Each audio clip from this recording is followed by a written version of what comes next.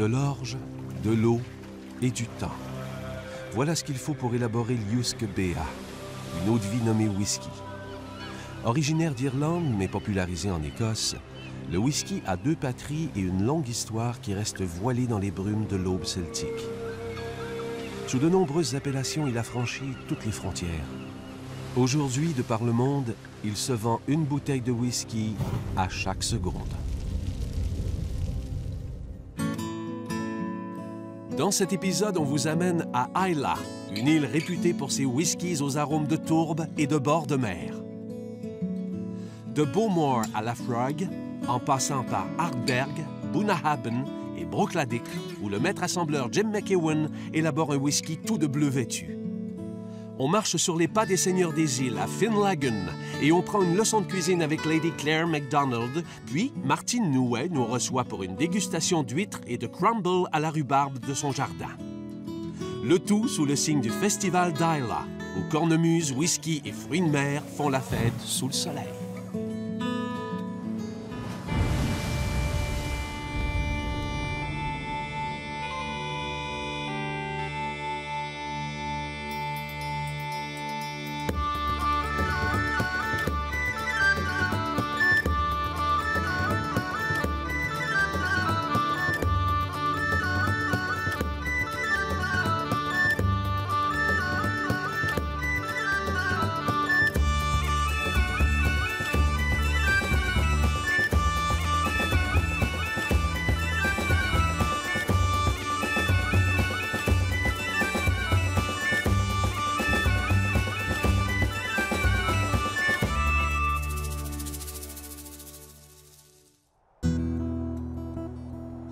À vol d'oiseau, en partant de Glasgow, l'ouest de l'Écosse offre un relief composé de montagnes et de vallées verdoyantes, où sont sertis des lacs au bleu d'azur.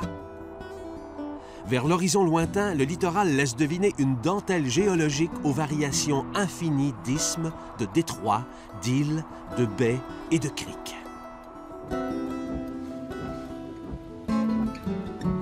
Après avoir longé le Loch Lomond, le plus grand lac d'Écosse, nous prenons la route qui longe le Loch Fyne. Arrivé sur la presqu'île de Kintyre, on s'arrête à Kennacraig, juste à temps pour prendre le ferry de la Caledonian McBrain. Destination Islay.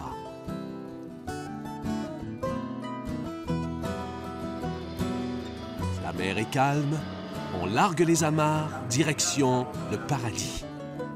2 heures de traversée vers un autre monde dans les îles Hébrides du Sud. Puis, vers le nord-ouest, les Paps de Jura, en forme de cône, ou plutôt d'icônes, qui font penser à une paire de... Enfin, depuis des temps immémoriaux, les Paps de Jura symbolisent la fertilité. Les 2 montagnes jumelles de l'île de Jura ne nous quitteront plus du séjour. Où que l'on soit sur Islay, on est presque sûr de les apercevoir, à moins de regarder dans la mauvaise direction. Port Askaig est notre point d'entrée sur Islay. À partir de Port Askaig, on peut s'embarquer directement sur le ferry qui mène à l'île de Jura. Paradis des randonneurs et des cyclistes, Jura se trouve à peine à 10 minutes d'Islay, mais nous y reviendrons. Pour l'instant, découvrons Islay. Islay est l'île la plus australe des Hébrides intérieures d'Écosse. Elle est située à l'entrée du Firth of Lorn, à l'ouest de la péninsule de Kintyre. Large d'une quarantaine de kilomètres pour une longueur d'environ 25 kilomètres, Islay s'agrémente d'un littoral très découpé et 2 baies profondes, le Loch Gruinart et le Loch Indal. Les 2 baies divisent presque l'île en 2. On y trouve des terres basses et fertiles, ainsi que des landes et des collines élevées. Finalement, les innombrables plages de sable fin, les lacs d'eau douce intérieure et de nombreux ruisseaux contribuent à faire d'Islay un site d'une beauté naturelle incomparable. Pour nous accueillir sur son île, on rejoint Martine Nouet, en direct du paradis. Alors, Islay, je dirais, c'est une histoire d'eau.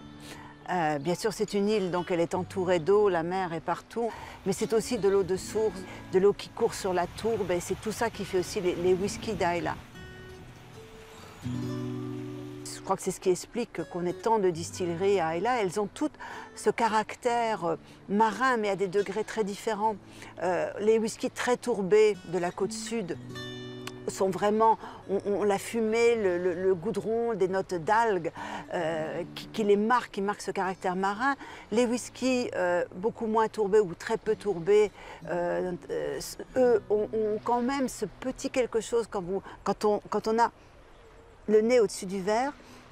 Il y a quelque chose, il y a comme des petites notes de coquillage, de sable mouillé, d'embrun. Et c'est tout ce qui fait la richesse de ces whiskies. Enfin, peut-être que c'est romantique et magique, mais moi je trouve dans certains des whiskies des notes de miel de bruyère. Et on a tout ça autour, on a des fleurs aussi. Enfin, c'est vrai que dans un verre de whisky d'Islay, c'est toute l'île qu'on respire. À Islay, Martine Nouet est chez elle. Ayant élu domicile sur l'île, cette Normande de naissance a trouvé son bonheur dans ce décor rude et épuré, entre nature sauvage et océan. Désormais, elle y savoure sa nouvelle vie. J'ai choisi ça, j'ai choisi de faire ce grand pas, de quitter Paris pour venir ici. Mais je pense que c'est peut-être la meilleure chose que j'ai faite dans ma vie. Et puis c'est facile pour mon travail parce que j'ai les whiskies tout à côté. Le plaisir d'être sur Islay, c'est vrai, c'est que on n'est pas complètement coupé du monde parce que Internet est là pour me relier au monde et Dieu merci, sans ça je ne pourrais pas travailler. Mais en même temps, on est aussi au cœur du Malte et c'est vrai que j'avais titré un jour un article sur Islay en disant « Nous irons tous au paradis » et j'ai vraiment cette sensation-là d'être dans un paradis.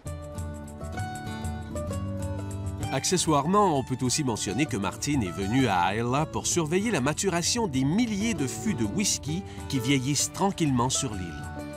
Possiblement les meilleurs single malt du monde. Petit tour de l'île. Laphroaig, Hardberg, Lagavulin, Rokladik,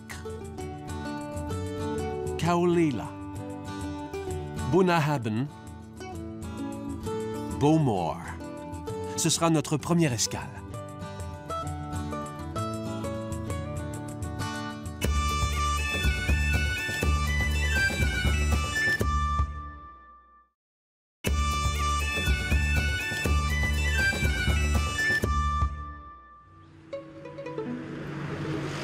Bowmore est le centre administratif et commercial de Islay.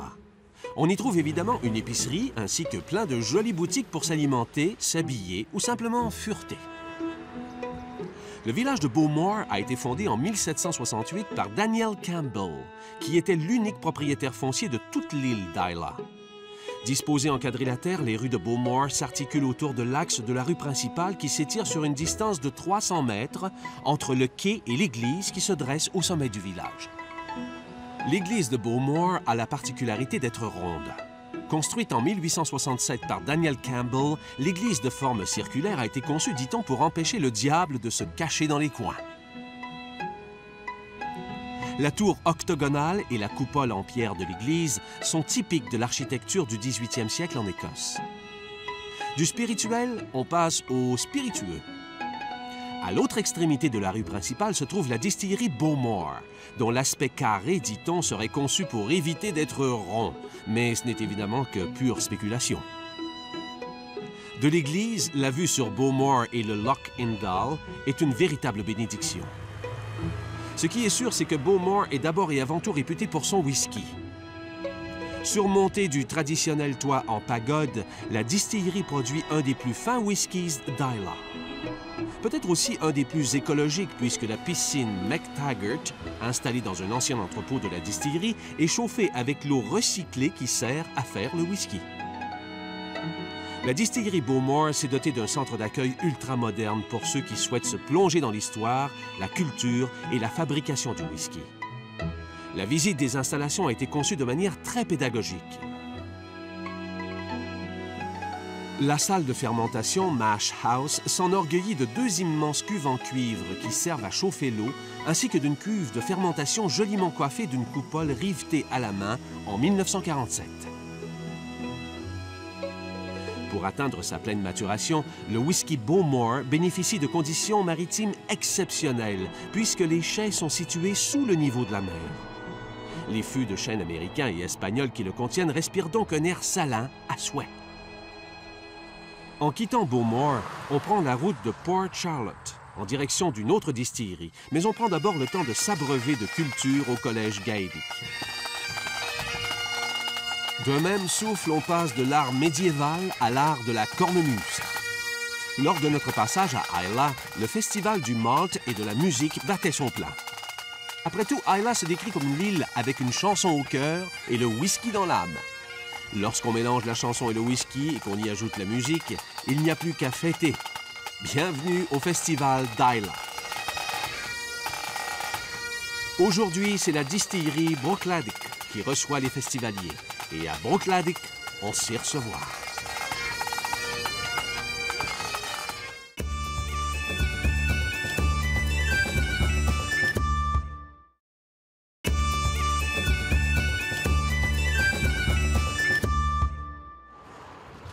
Le festival d'Islay est l'occasion unique de participer aux dégustations organisées par les distilleries de l'île. À Bruichladdich, le maître assembleur, c'est Jim McEwen. Parole de festivalier, celle de Jim, et parole d'évangile. We have to be different at Bruichladdich because we're so small, we don't have a lot of money, and the whole ethos of Bruichladdich is to strive to make the product as natural, without using any additives whatsoever, using the same equipment from 1881. Can you imagine? Queen Victoria was on the throne. We're still using the same stills. And the colour schemes are beautiful. You just touched on the colour there. The colour of the Bruichladdich tins comes from the ocean. What happened was we got an aircraft to fly low over the Atlantic Ocean there, shooting down on a sunny day. And this beautiful duck egg blue was a colour that emerged. And the seaweed was a darker blue. So we thought, isn't that beautiful? Un whisky est un whisky, vrai? Faux. Chaque single malt possède une personnalité et un caractère qui lui sont propres. Toutes les distilleries vous le diront, notre whisky est unique. Sauf qu'à Bruichladdich, on cultive l'art de la différence jusque dans les moindres détails. We make 12 different styles of whiskey. Everybody said, hey Jim, you can't do that. One distillery makes one style. Well, no. A distillery is just equipment. So if you had a fantastic kitchen and the chef gave you the same food every day, you would sack the chef. So we don't make the same whiskey all the time. We make 12 different styles. We make heavy peated, light peated, no peated. We do organic, we do double distillation, triple distillation, quadruple distillation. And it's fun. La passion de l'artisan Jim McEwen l'incarne avec une sincérité peu commune. Avec lui, pas de langue de bois ni de poudre aux yeux. La vérité, cask strength, brut de fût. The tears. When you go into a glass of whiskey and you smell it and you taste it, you should taste the character of the people who made it. You should taste the spirit of them. The whiskey I'm making today, if it is matured for 20 years, I will not be here. I will never, ever taste some of my own whiskey. But that's the way it is. It's a spiritual thing, you understand? So I'm depending on the guys who went before me to leave a legacy so that I can work with it. And hopefully when I pass on to that great distillery in the sky, I will leave a legacy that other people can work with. So it's a fascinating thing. Les installations de la distillerie Bruichladdich sont un véritable poème. Tout fonctionne parfaitement, mais comme le dit Jim McEwen, l'équipement date de la reine Victoria. Par contre, la chaîne d'embouteillage est à la fine pointe de la technologie et les conditions d'hygiène y sont impeccables. Bruichladdich est une des seules distilleries à assurer elle-même l'embouteillage de son whisky.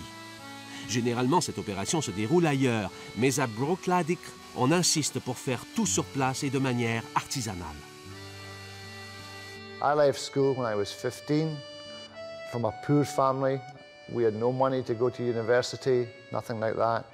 And I started making whiskey, and it's been a great honour for me to represent Islay around the world and represent the whiskies of Islay and Scotland. And this is all we have left in Scotland. This is the blood of Scotland. There is no steelworks, there is no coal mining, there is no shipbuilding, There is no microchips, there's no car manufacture. All we have left is the beautiful scenery and the blood of Scotland. So this is crucial to our country, but even more so this small island. This is an on-the-edge community, but now the distilleries of Islay have been reawakened and it's wonderful. Le verre qu'il tient à la main, on dirait du Porto, mais c'est bel et bien du whisky. Il vient de le sortir du fût. Maturation en tonneau ayant contenu un vin rouge français d'exception, couleur rubis foncé, du jamais vu en whisky. Well, this is a Bruichladdich 1990. It's been in American oak casks for the best part of its life. And I put it into Pinot Noir casks for a couple of years. And so you've got this amazing colour. It's like, almost looks like port. And this is what we're doing. We're using a lot of fine wine casks. And I try to watch them to make sure that the wine never encroaches in the spirit. The wine is always standing behind the whiskey. We must keep that in mind. So sometimes you put the whiskey into a wine cask and I let it run, and suddenly when the wine is saying, I'm taking over, honey. Well, no, sorry, babe. Get in the back, you know. So I take it from the wine cask and put it back into American oak casks. So it's a case of constantly watching what's happening to these casks. Particularly in the summertime, the heat in here today is really, really warm. The wood is expanding and the spirit's driving right in there and extracting a lot of tannins and flavours. But what a job, my God. This is the best nursery in the world. Ce jour-là, à Bruichladdich, c'est la fête. Fin mai, le festival d'Islay attire sur l'île des centaines de visiteurs qui viennent grossir les rangs des 3000 habitants de l'île. Les distilleries ouvrent leurs portes, la bonne humeur est de rigueur et le whisky est sur toutes les lèvres. Quand il fait beau à Islay, on n'est pas loin du paradis. Coupé du monde? Pas du tout. Ici, on est au cœur du malt. Toutes les distilleries font la fête, mais à Bruichladdich, on fait toujours les choses un peu différemment. La veille de l'ouverture du festival, messieurs les dirigeants Mark Renier, Simon Coughlin, Jim McEwen et Andrew Gray ont offert à ces messieurs-dames, les employés de la distillerie, une petite fête dans un petit établissement à la vue grandiose. La cuisine n'était pas en reste puisque Portmore est tenu par François Bernier, un Français venu de Bretagne. L'art de conjuguer les produits frais de l'île d'Islay au futur simple. Je me régalerai, tu te régaleras, il se régalera. Cerf d'Islay, homard et langoustine d'Islay, Saint-Jacques d'Islay flambé au whisky d'Islay. Bref, une soirée très enlevée.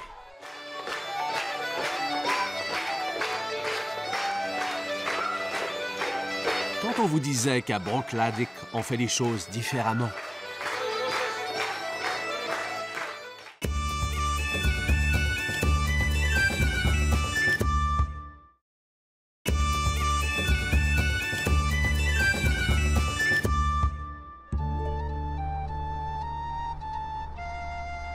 Islay est une île bénie des dieux et des seigneurs, puisqu'elle fut à une époque la capitale d'un immense royaume maritime, s'étendant au nord jusqu'à l'île de Lewis, au sud jusqu'à la péninsule de Campbellton et à l'ouest sur une grande partie du littoral de l'Écosse.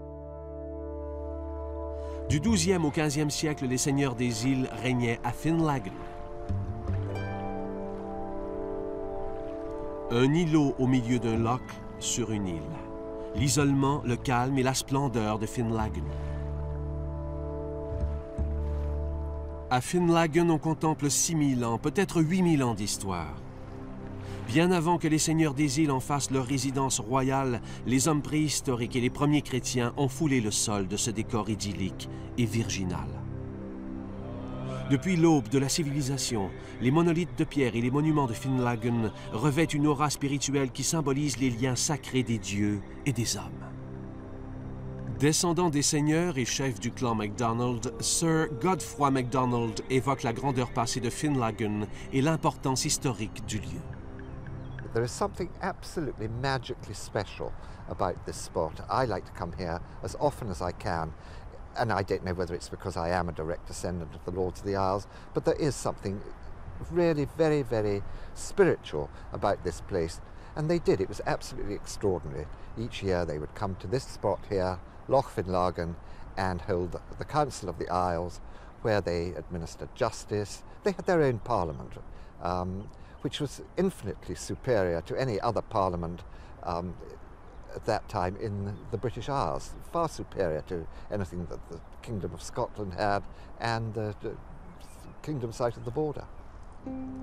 Au cours des 14e et 15e siècles, Finlaggan était un lieu de vie hautement civilisé.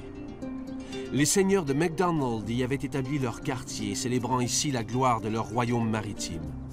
Ils gouvernaient avec sagesse, cherchant conseil auprès des hommes érudits et de scientifiques éclairés.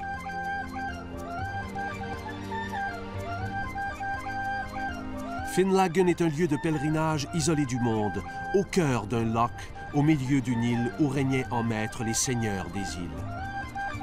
Aujourd'hui, le Finlaggan Trust veille sur la mémoire du lieu. Pour lever des fonds, ses dirigeants organisent ponctuellement des manifestations sur l'île. Bientôt, un tout nouveau centre des visiteurs verra le jour. En attendant, tous les profits de la vente du whisky Finlaggan sont versés à la fondation. Lors de notre passage à Islay, l'épouse de Sir Godfrey, Lady Claire MacDonald, faisait sa cuisine au Ballygrand Hall. L'aristocratie britannique au service de l'art culinaire. Les insulaires s'étaient donné rendez-vous pour admirer les prouesses de Lady Claire. Une leçon de cuisine toute britannique. But in this pan is a mixture of grated cheese and single cream. Now, those of you who are thinking bad thoughts, cholesterol thoughts, are thinking she's trying to kill us. The cooking demonstration I'm doing is to help raise funds for the Finlaggan Trust here in Islay, the home and the seat of the Lordship of the Isles, and my husband Godfrey being the present High Chief of Clandonald. It's very near to our hearts, so I volunteered to come and make a presentation, do a cooking demonstration, just to help in a small way. Cette grande dame de l'art culinaire nous en a mis plein la vue, mais ce sont surtout ces petits apartés qui ont fait la différence. L'art de ne pas se mettre du cresson plein la robe ou la cravate. Il faut le ciseler, bien sûr. La révolution du petit gant de vinyle dans l'hygiène alimentaire, très, très saillant. La machine à mettre en dés n'importe quoi.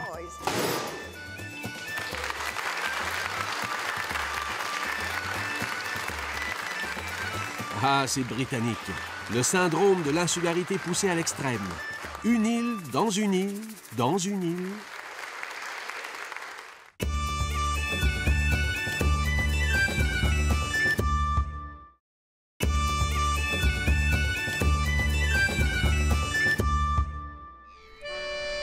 Niché sur les bords du Loch Indal, Port Charlotte est un charmant village de cartes postales aux maisons blanches sagement alignées.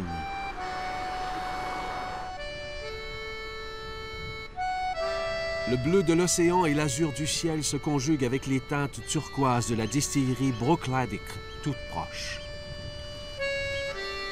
Port Charlotte. C'est dans ce petit coin d'Islay que Martine Nouet a choisi de s'installer. On la comprend.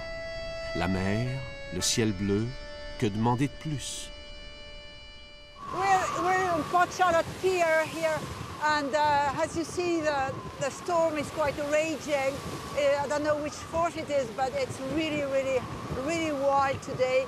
We wanted to go lobstering with a fisherman, but of course everything has been cancelled, and even the ferry has been cancelled, so no boat today anywhere. It's quite fierce and dangerous, and we really need something to warm us up because it's quite cold today, but it's wonderful.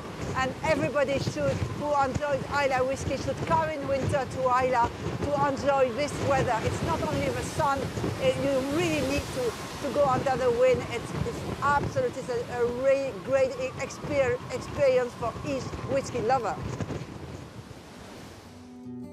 On vous rassure, Martine ne s'est pas envolée pendant la tempête. Elle a survécu aux éléments et on la retrouve chez elle, bien au sec, dans sa cuisine, avec des huîtres et un whisky qui rappelle les beaux jours de la tempête.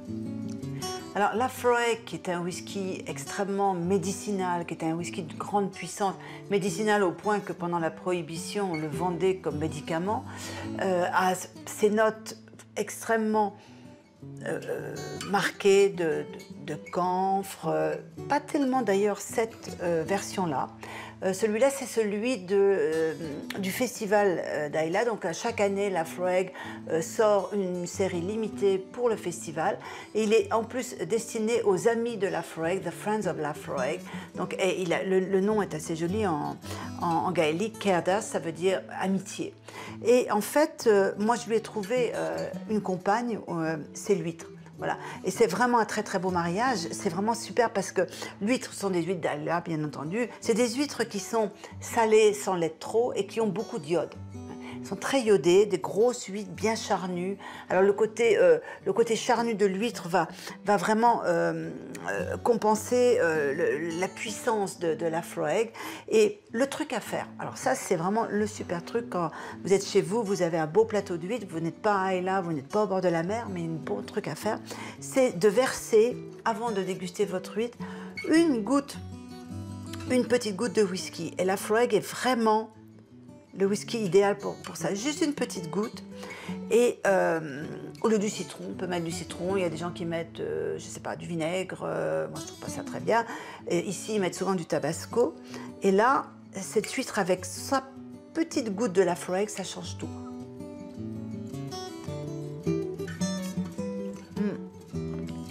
L'huître a une petite saveur fumée. C'est incroyable. Juste une petite goutte, ça réussit à donner un petit côté fumé à l'huître. Comme nous, en France, on mange souvent les huîtres avec des saucisses, des petites saucisses fumées. C'est exactement ça. Et c'est un délice. Et ça donne, il y a une longueur derrière, avec ce goût, cette pointe de sel de l'huître. Moi, je trouve que c'est vraiment un mariage d'une harmonie extraordinaire. Et là, le Cairdeas a ce bel équilibre entre douceur et fumée qui va faire que j'ai peut-être bien mangé tout le plateau. Nous voici dans les tourbières de la distillerie Laphroaig. Son directeur des opérations, John Campbell, en personne, s'applique à prélever l'ingrédient typique du whisky Laphroaig, la tourbe. Depuis des siècles, les habitants de l'île utilisent cette énergie fossile comme combustible. Produit de la fossilisation des débris végétaux, la tourbe peut mettre des milliers d'années à se créer. À côté de ça, un arbre pousse dans l'équivalent d'une nuit. La tourbe se forme dans des milieux humides que l'on appelle tourbières. Elle est constituée de 10 à 20 % de matière végétale en décomposition, le reste étant composé d'eau. Une fois sèche, la tourbe a une teneur en carbone qui peut atteindre 50 % de son poids, ce qui en fait un excellent combustible. Est-ce une matière renouvelable? Oui, à condition d'y mettre le temps, puisque la tourbe s'élabore à raison de 5 cm par siècle. Les tourbières de Laphroaig sont donc entretenues avec beaucoup de soin. Ici, on cultive l'instinct de conservation. Après cette parenthèse scientifique, de retour aux utilisations plus spirituelles de la tourbe, puisque c'est elle qui, en brûlant, donne son fumet au whisky.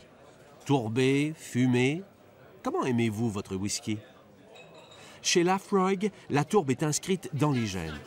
Ici, pas d'interdiction de fumer. Pas étonnant que pour les amateurs de whisky tourbé, Laphroaig soit une référence. Laphroaig produit un sacré whisky. On y décèle des arômes qui rappellent une véritable armoire à pharmacie. L'iode, le désinfectant, le rince-bouche, les pastilles contre la toux. Mais qu'est-ce qu'on soigne au juste avec le Laphroaig? Laphroaig can cure many, many things. Traditionally, they used to say it was great for rubbing on your back. The only trouble was it gave you a sore neck when you tried to lick it off. But all these flavors, it comes mainly from the peat. Peat is 10,000 years old, and in those 10,000 years, you have a mix of seaweed, salt air, and all the different vegetation that actually rots down. Peat is young coal, and all these flavors come through when we actually malt the barley ourselves here at the distillery, and that's what comes through into the final flavor, and it's very, very powerful. Sa singularité fait de Laphroaig un single malt de collection. Et qui dit collection dit légende. Hans Hoffringa est passionné de whisky. Hollandais de naissance, amateur éclairé, il vient de signer un livre consacré à la légende de Laphroaig. If you're interested in where distilling came from, if you're interested in how whiskey came to the island, what the island was like in the early days, we go back to 10,000 years ago, after the last minor ice age, but it's in a very concise form. It's storytelling, and that's what I'm good at. I love to tell stories, and if you can combine that with your passion and profession, if they go hand in hand, well, then you can make beautiful things. Ce jour-là, à la Frog, c'était jour de lancement, et plutôt 2 fois qu'une. Tandis que Hans Hofringa entrait dans la légende, Helen Arthur se contentait d'entrer dans le vif du sujet avec son tout dernier opus, A Connoisseur's Guide to Whiskey. L'idée de ce livre, c'est pour avoir des pages qui sont très fraîches, très simples, qui a un bon photographe de la bouteille. Ensuite, j'ai goûté tout le whisky et vous trouvez dans le livre mes notes, mais mes notes sont mes idées et j'ai essayé de les mettre dans une langue simple que tout le monde peut comprendre.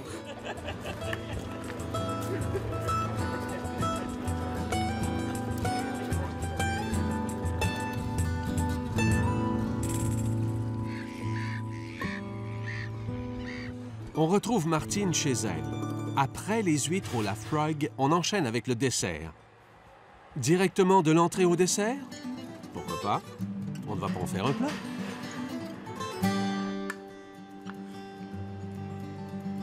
Le crumble écossais à la rhubarbe façon Martine.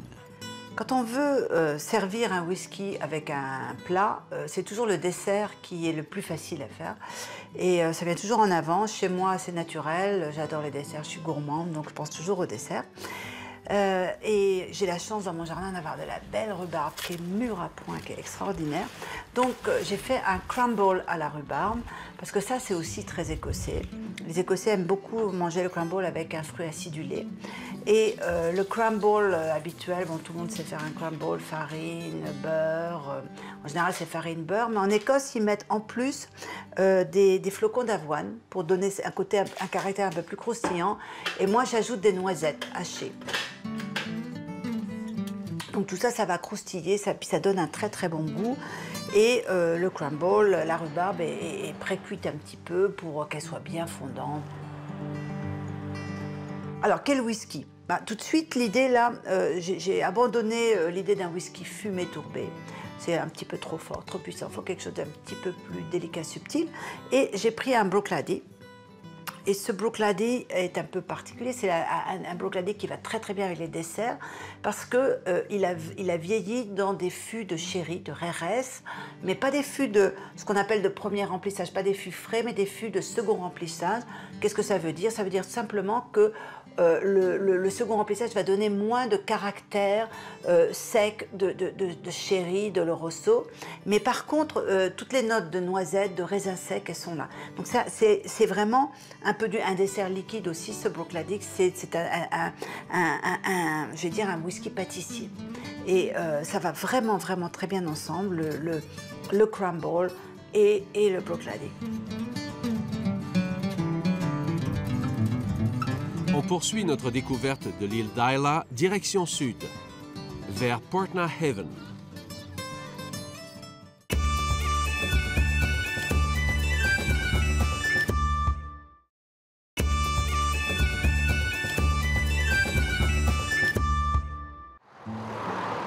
Comme toutes les routes qui sillonnent Islay, celle qui relie Port Charlotte à Portnahaven est construite sur de la tourbe.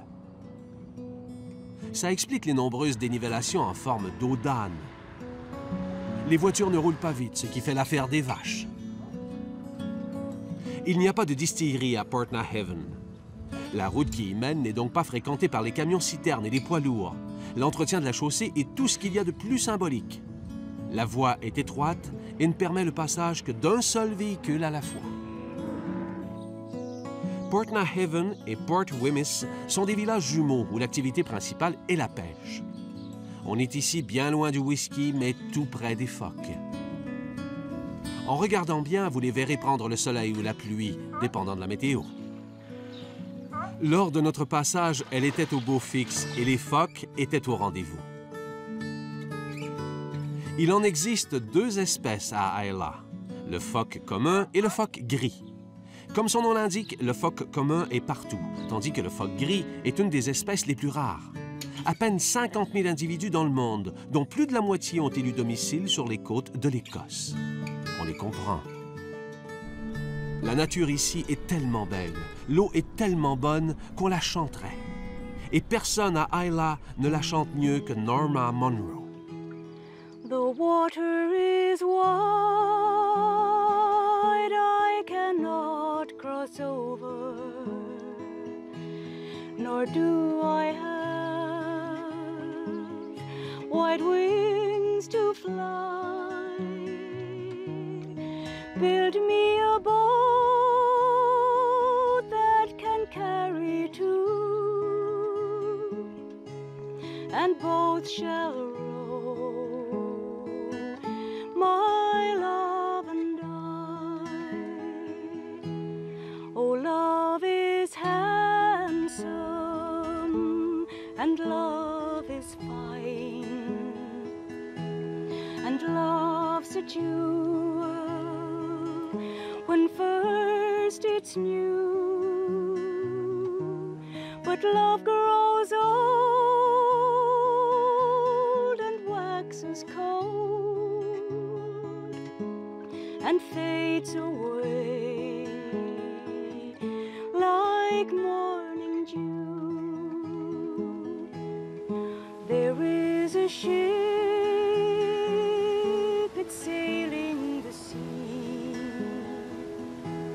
it's loaded deep, as deep can be, but not so deep as my love for him. I know not if I sink or swim. The water is wide,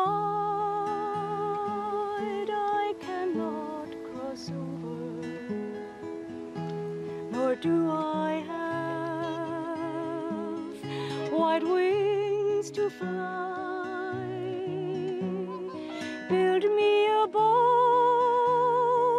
that can carry two, and both shall row, my love and I, and both shall row, my love and I.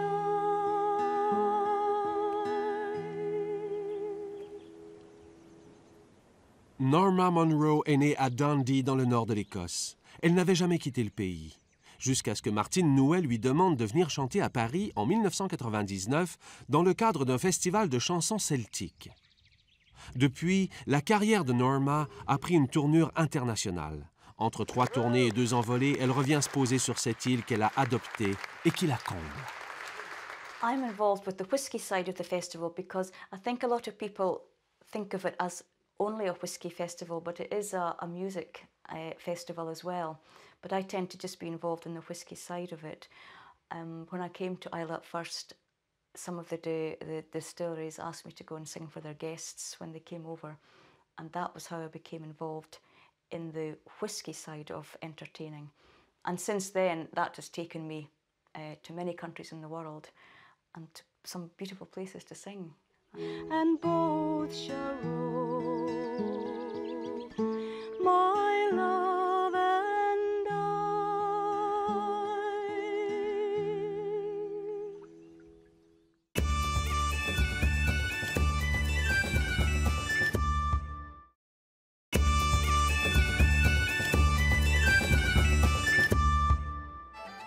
Chaque année, au mois de mai, le festival Malt et Musique attire des milliers de visiteurs à Islay.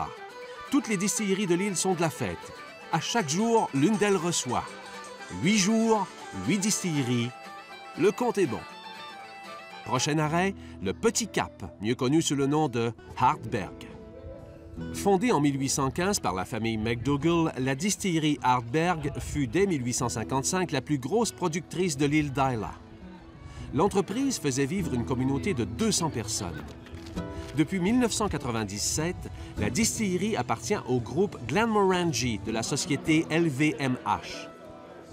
Depuis ce rachat, la distillerie est la plus florissante de l'île.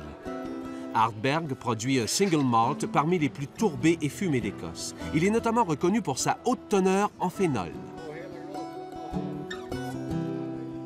Le centre des visiteurs de la distillerie abrite une boutique où l'amateur d'Ardbeg trouvera tout ce qu'il faut pour le combler. L'ambiance est chaleureuse et la cuisine du restaurant irrésistible. Quant à la fête qui se déroule aujourd'hui à Ardbeg, on vous laisse juger de sa teneur. Éditeur en chef de Whiskey Pages, un site web dédié à ce que l'on sait, Gavin Smith est auteur de près d'une vingtaine d'ouvrages traitant de sujets aussi divers que l'histoire, la géographie, l'humour et l'alcool. Attention au mélange, il vient de publier un très bel ouvrage consacré exclusivement à la distillerie Ardbeg. We try and make it, there's a selection in the book on, a serious collector section, lots of different bottlings, there's all the history of the distillery, but we try and make it about people. People make distilleries, it's not about bottlings, it's about the people who make the whiskey. We're both very kind of passionate that the people who are here, the community, kind of get recognition for what they do. And so we spent a lot of time talking to all the guys here, the production people who work in the shop, the cafe, Jackie, everybody, and kind of trying to make it lively. We talked to people who were fans of the whiskey, we talked to people who came to the Whiskey Festival, try and cover, all the aspects, but make it lively, make it alive, make it a book about the people and the whiskey. Après avoir fermé ses portes dans les années 1980, après plus d'un siècle d'existence, la distillerie renaît en 1997. C'est pour célébrer sa formidable réussite qu'elle produit cette année un single malt baptisé Renaissance. Comme toute bonne chose n'a pas de fin, on poursuit notre tournée des distilleries. Direction Bunnahabhain, au nord d'Islay, sous le soleil exactement. Bunnahabhain signifie embouchure de la rivière. C'est la plus septentrionale des distilleries d'Islay. Ici, on produit un whisky délicieusement tourbé, mais tout en légèreté. De l'avis du grand maître Michael Jackson, de tous les maltes d'Islay, Bunnahabhain est le plus fin au palais. Un soupçon de tourbe avec des notes florales et un rafraîchissant parfum d'embrun. On produit également à Bunnahabhain un blend composé de 7 single malts produits à Islay, le Black Bottle.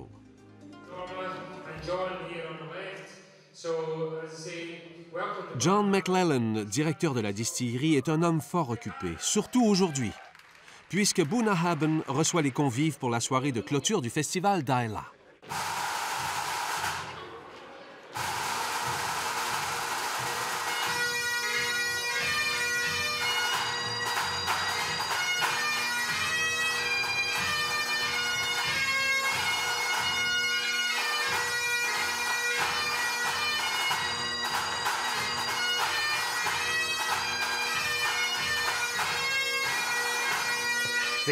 The man on the label actually comes from an old song written about the island called Westring Home, and this recollects the sailor returning from his travels abroad, and on the bottle you can see he's looking through the mist into the distance to see his beloved Islay looming up, and hopefully his beloved Bunnahabhain waiting for him.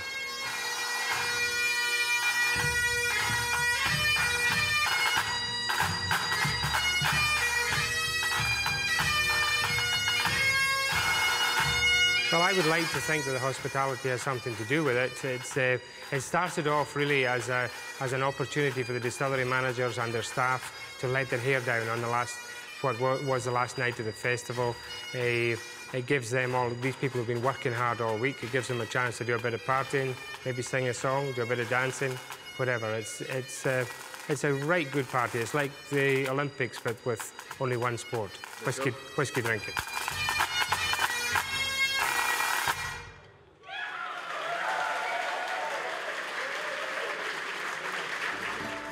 La rumeur de la foule, les accords de cornemuse dans le lointain, c'est ainsi que se termine le festival d'Islay. Le lendemain, il est temps de reprendre la mer. Le ferry de la Caledonian McBrain nous attend à Port Ellen, direction la terre ferme. On a attendu la pluie, mais cette année, Islay nous a fait le plus ensoleillé des cadeaux.